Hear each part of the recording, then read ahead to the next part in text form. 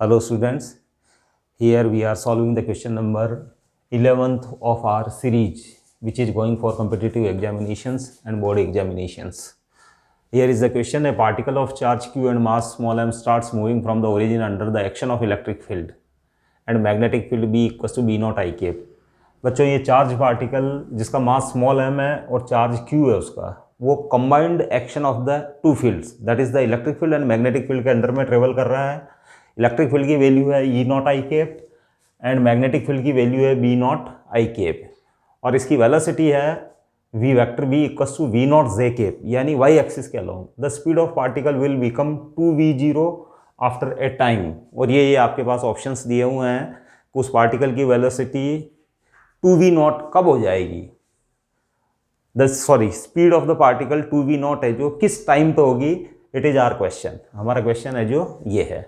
अब बच्चों हम है जो चूंकि टू फोर्सेस के अंडर में ये है तो हम सेपरेटली इनकी ये जो मोशंस को थोड़ा कंसिडर कर लेते हैं, उनको उसके ऊपर हम जो थोड़ा डिस्कशन कर लेते हैं। Due to electric field, due to electric field, electric field. अब इलेक्ट्रिक फील्ड है जो बच्चों एक्स एक्सिस के अलोंग है E naught I cap. Understand? मैं एक डायग्राम भी बना देता हूं। डायग्राम यही बना लेते हैं हम।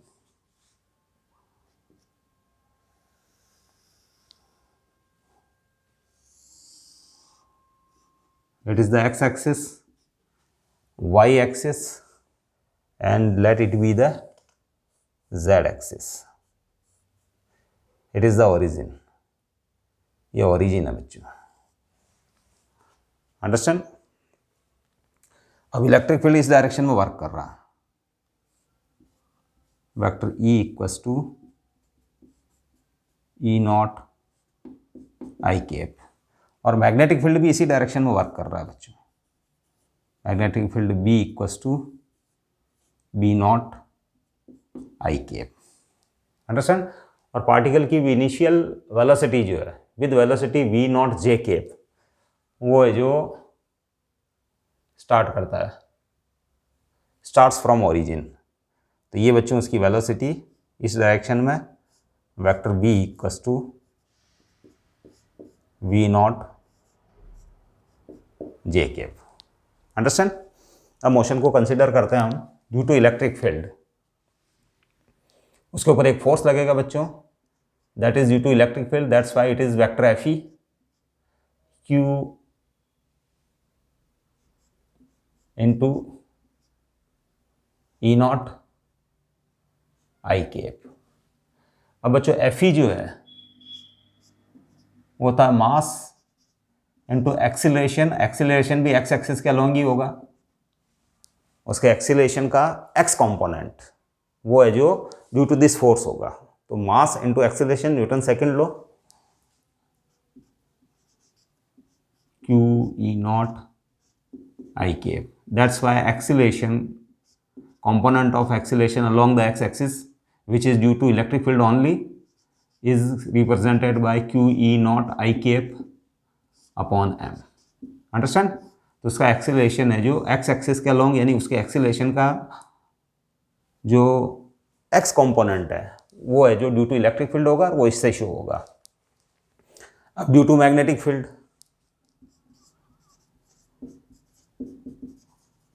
Due to magnetic field, magnetic field के कारण फोर्स जो है एफ मैग्नेटिक वो होता है बच्चे Q vector v cross v। तो यहाँ हो जाएगा वेक्टर v की जगह मैं लिखूंगा v नॉट जे कैप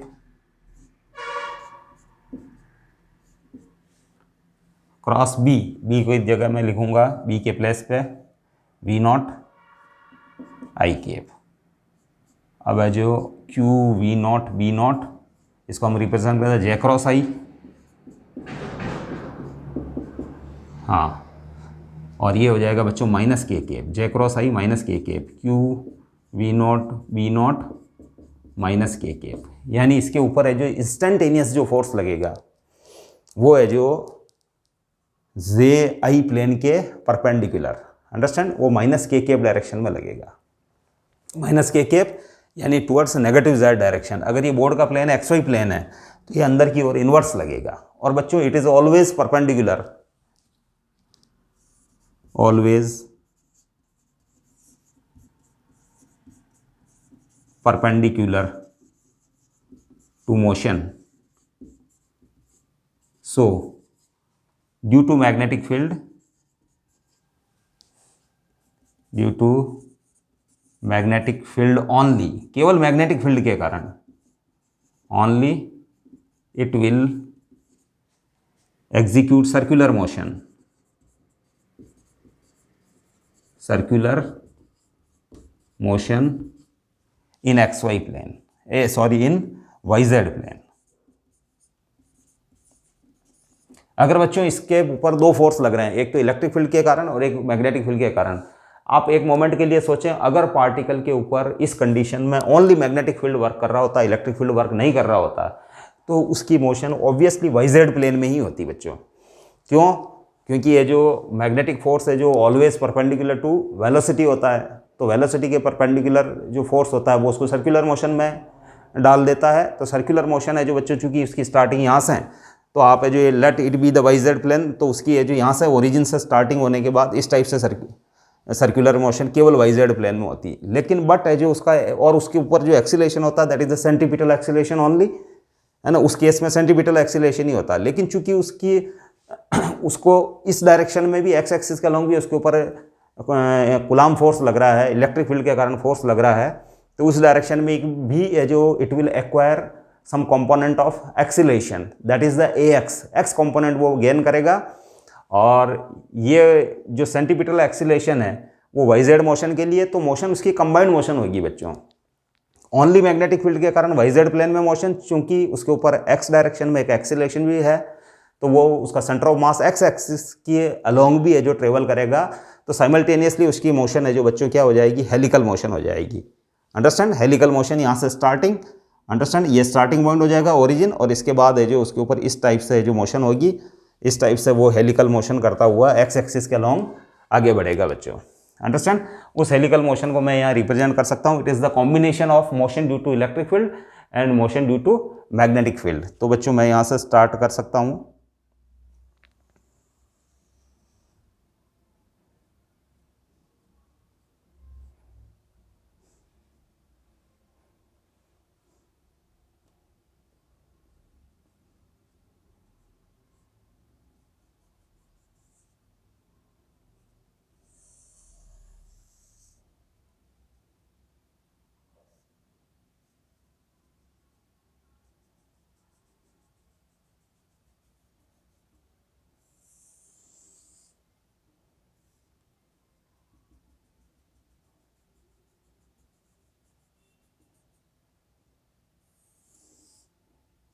इस टाइप से बच्चों वो हेलिकल मोशन करेगा। उसका सेंटर ऑफ मास भी है जो इस डायरेक्शन में ट्रेवल करेगा। It is the combination of motion due to electric field and motion due to magnetic field. Circular motion होगी मैग्नेटिक फोर्स के वजह से। Magnetic force is always perpendicular to its velocity by its nature. F एक vector F equals to q vector v cross v. ये rule बताता है कि magnetic force is always perpendicular to v B plane, that's why that is perpendicular to velocity also. So due to magnetic field it executes the circular motion, and due to electric field it also moves along the x-axis. Its center of mass slightly travels along the x-axis, that is the accelerated motion. तो फिर बच्चों है जो velocity के भी है जो बच्चों इसमें दो कंपोनेंट होंगे, vx equals to ux plus ax into T, किसी टाइम t के ऊपर उसके पार्टिकल की दो टाइप की वेलोसिटी होगी, एक तो velocity along X axis and velocity in Y Z plane. Understand? Y Z plane में किस वजह से? मैग्नेटिक फोर्स के कारण. वाई जेड प्लेन में या वाई जेड के पैरेलल प्लेन के अंदर है जो उसकी वेलोसिटी किसी भी मोमेंट पर होगी वाई जेड. क्योंकि बच्चों वाई जेड प्लेन पर तो वो रहेगा नहीं, क्योंकि वो साइमल्टेनियसली एक्स एक्सिस के अलोंग भी ट्रेवल कर रहा है. तो उसकी मोशन है जो बच्चों यहाँ से स्टार्ट की, तो जैसे इस जगह से ओरिजिन है बच्चों, तो ये एक्स एक्सिस है, ये वाई एक्सिस है, तो यहाँ से स्टार्टिंग है, तो यहाँ से इस टाइप से वो एक्स एक्सिस के अलोंग भी साइमल्टेनियसली आगे बढ़ेगा. तो किसी पर्टिकुलर मोमेंट पे, जैसे इस मोमेंट पे आपको वेलोसिटी चाहिए, तो उसकी वेलोसिटी है वी लेट, तो उसकी वेलोसिटी के दो कंपोनेंट होंगे, it is the V X and it is the V naught. V naught है जो बच्चों मैग्नेटिक फोर्स की वजह से हमको पता है कि वो सर्कुलर मोशन करता है, और सर्कुलर मोशन करता है तो उसकी वेलोसिटी चेंज होती है, उसकी स्पीड चेंज नहीं होती। Speed always remains constant during motion due to magnetic field if velocity and magnetic field are perpendicular to each other. तो बच्चों है जो उसकी वजह से जो वी नॉट वेलोसिटी हमें उसकी स्पीड हमेशा फिक्स रहेगी। किसकी वजह से? किसकी वजह से बच्चों? मैग्नेटिक फील्ड की वजह से, है ना। वो सर्कुलर मोशन करेगा तो उसकी स्पीड है जो उसकी स्पीड जो है वो हमेशा कांस्टेंट रहेगी। एक्स एक्सिस के अलॉन्ग उसकी वेलोसिटी इस इक्वेशन को फॉलो करेगी, वो टाइम के साथ है जो बच्चों चेंज होगी। अंडरस्टैंड? अब है जो initially at T equals to 0 V X equals to U X, initial velocity T equals to 0 पर बच्चों उसका मूवमेंट है जो वाई एक्सिस के अलॉन्ग उसकी स्टार्टिंग थी, तो बच्चों उसका वेलोसिटी का एक्स कॉम्पोनेंट है जो 0 बनता है। There is no component of initial velocity at T equals to 0 and ax is q e naught by m I cap, understand, और into t, या आप जो इसको ऐसे भी लिख सकते हैं V X equals to Q E naught T by M, और ये अंडरस्टैंड। आप इसको आई केप को नहीं भी लगाए तो चलेंगे, इट इज़ ऑलरेडी है जो फॉर द एक्स एक्सिस है, ये टी है आपके लिए, ये वेलोसिटी हो जाएगी बस बच्चों ये, अंडरस्टैंड। और सर्कुलर मोशन के कारण उसकी वेलोसिटी ऑलवेज है जो वाई जेड प्लेन के पैरेलल प्लेन में होगी, यानी है जो एक्स एक्सिस का long velocity due to electric field, और एक्स एक्सिस के परपेंडिकुलर है जो प्लेन है, क्योंकि ये जो वो टर्न करता हुआ बच्चों इस टाइप से मोशन करता हुआ इस टाइप से चलेगा, तो जैसे इस मोमेंट पे वेलोसिटी ऐसे रहेगी उसकी, तो उसमें वेलोसिटी का एक्स कंपोनेंट तो वी एक्स ये है, और उसकी सर्कुलर मोशन की वजह से उसकी स्पीड है जो बच्चों एक्स एक्सिस के परपेंडिकुलर रहेगी, और वो रहेगी वी नॉट। तो बच्चों है जो ओवरऑल अगर एक और फिगर बना दूँ किसी भी मोमेंट पे एट टाइम टी, तो ये वेलोसिटी रहेगी उसकी मैग्नेटिक फील्ड की वजह से स्पीड वेलोसिटी, और ये रहेगी वी एक्स इलेक्ट्रिक फील्ड के कारण टी टाइम पे एट टाइम टी, अंडरस्टैंड। तो ओवरऑल उसकी वेलोसिटी रहेगी बच्चों किसी मोमेंट पे इस और, मतलब है जो जैसे फॉर एग्जांपल है वो इस टाइप से ट्रेवल कर रहा है तो ये उसकी वेलोसिटी रहेगी,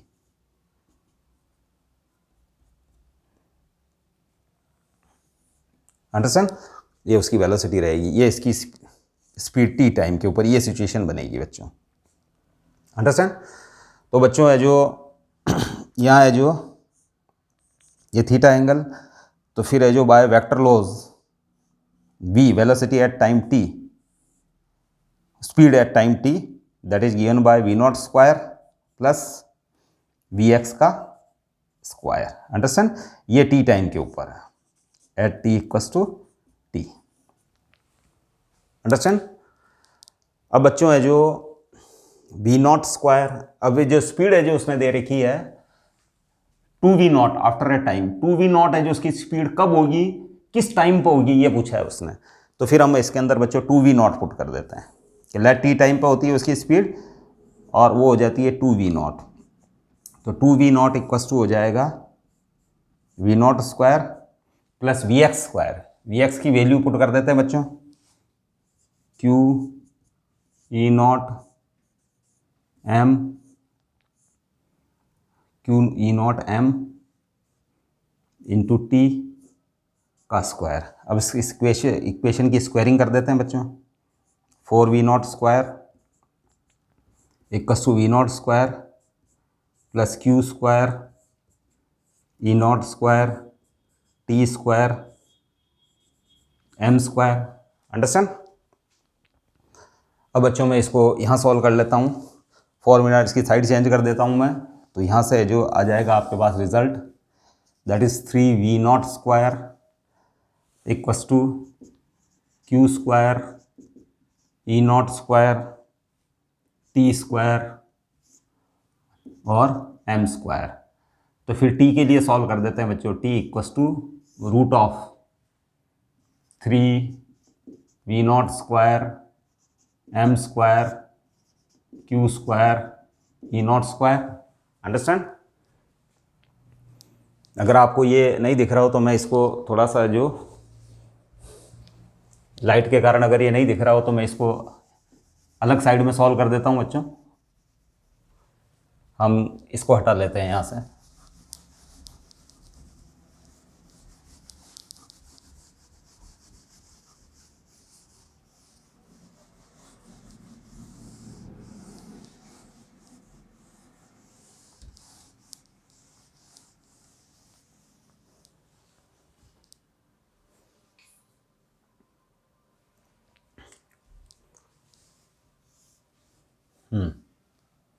three V naught square equals to Q square E naught square Q square E naught square